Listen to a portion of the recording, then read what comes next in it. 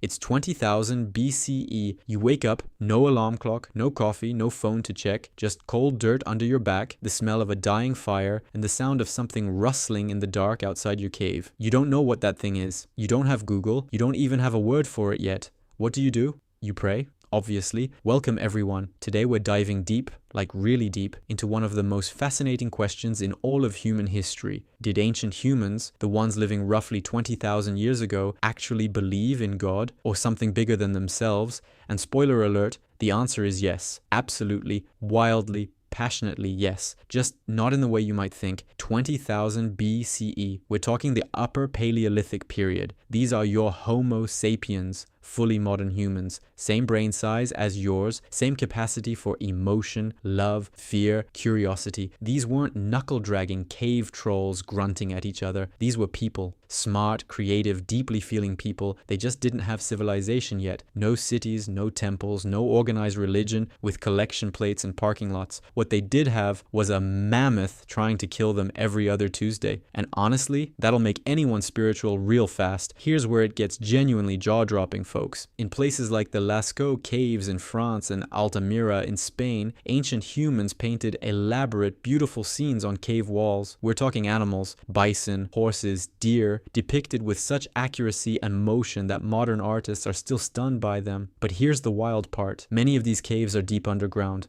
Like really deep, places where no sunlight ever reaches, where you'd have to crawl through narrow passages for hours with nothing but a small animal fat lamp flickering in your hand. Why would you do that? They weren't decorating their living room. They lived at the cave entrance, not deep inside. Researchers believe these deep cave chambers were sacred spaces, ritual spaces, places where ancient humans went to connect with something beyond the physical world. Think about that for a second. 22,000 years ago, a human being squeezed through a crack in a rock, crawled into total darkness, and painted a horse on the wall, not for survival, not for food, but because something inside them said, this matters. That's not just art, that's faith. Here's where it gets complicated and fascinating. Archaeologists and anthropologists believe ancient humans around 20,000 BCE practiced what we call animism, the idea that everything, the river, the mountain, the deer, the storm, had a spirit, a life force, a kind of soul. You didn't just hunt a deer, you asked the deer's permission, you thanked its spirit, you performed rituals before and after. Sounds a little out there to us? Fine. But consider this. These people watched the sun rise and set every single day without a textbook explaining what a star is. They watched lightning split a tree. They watched floods swallow entire valleys overnight. They watched animals predict weather better than humans ever could. If you don't have science, the universe doesn't look like physics. It looks like personality. It looks like intention. It looks like something or someone is running the show. And honestly,